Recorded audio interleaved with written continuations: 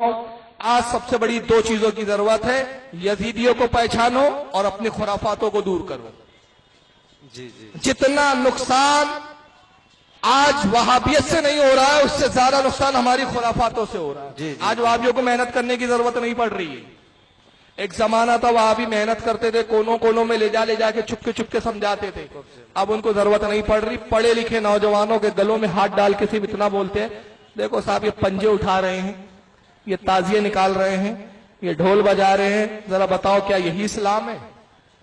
तो एक पढ़े लिखे आदमी के ذہن में फौरन ये बात आती है, वाकई इस्लाम नहीं हो सकता।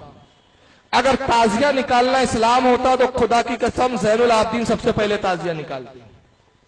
पंजे निकालना अगर इस्लाम होता तो अहले बैत का हर फर्द पंजे निकालता। इमाम ज़ैनुल आबिदीन के बारे में तो यह आता है कि पूरी जिंदगी आप रोते रहे, आंखों में गड़े पड़ गए थे, और जब भी पानी उनके सामने पेश किया जाता तो आप पानी नहीं पी पाते थे, कई घंटे तक आप रोते रहते थे, प्याला रखा रहता। और पूछा जाता है कि आप पानी क्यों नहीं पीते, आपने पानी तलब किया? तो आप फरमाते कि मुझे मेरे बाबा हुसैन की प्यास याद आ जाती, मुझे अपने भाइयों का प्यासा तड़पना याद आ जाता। वो इमाम ज़ैनुल आबिदीन जो पूरी जिंदगी करबला को याद करते रहे, और हमने करबला के दिन को 10 आशूरे के दिन को क्या बना दिया? ढोल बजाने का दिन। ये ढोल किसने बजाया था भाई? अहले बैत ने बजाया था कि यजीदियों ने बजाया था? यजीदियों ने।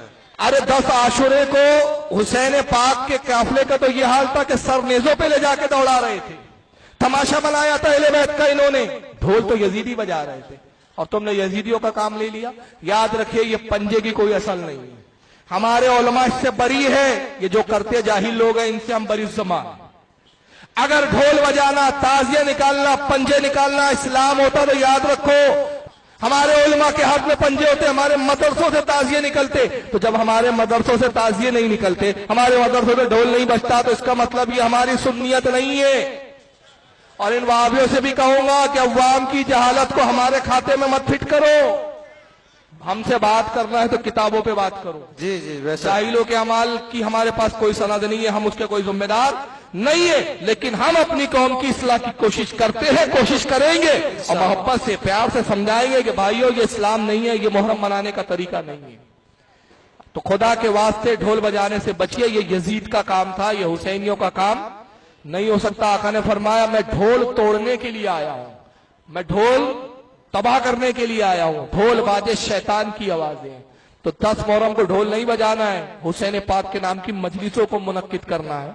10 मुहर्रम को रोजा रखना है, 10 मुहर्रम को लोगों को खिलाना, सदके और खैरात करना है, और 10 मुहर्रम को नेक अमाल करना है। हुसैन पाक तो इस्लाम पर कुर्बान हो गए, हमें भी इस्लाम पर कुर्बान होने का जज्बा बेदार करना है। अल्लाह ताला आज की मजलिस को कबूल फरमाए। वमा अलैना इल्लल